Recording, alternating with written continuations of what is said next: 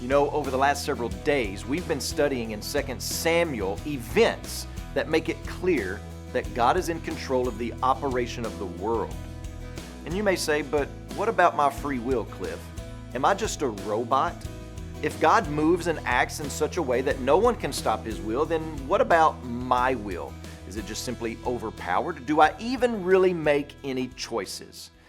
Well, the answer is no, you are not a robot, and yes, you really do make choices, and they all fit within the providence of God.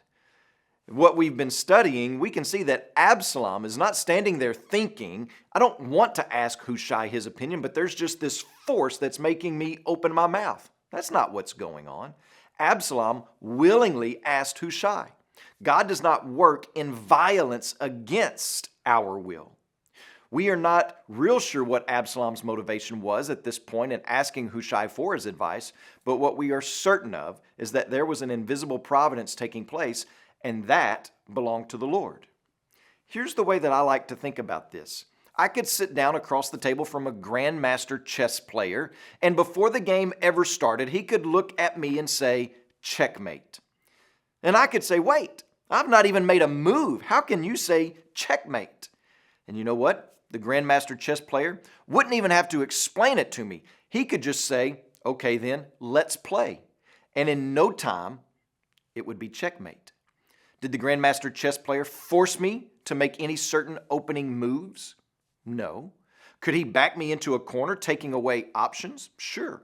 But all the while, he would be working in accordance with my will, my skill set, and still able to say, checkmate. So it is similar with God and His providence, and the Christian should take much comfort in this fact. And this is where our victory lies.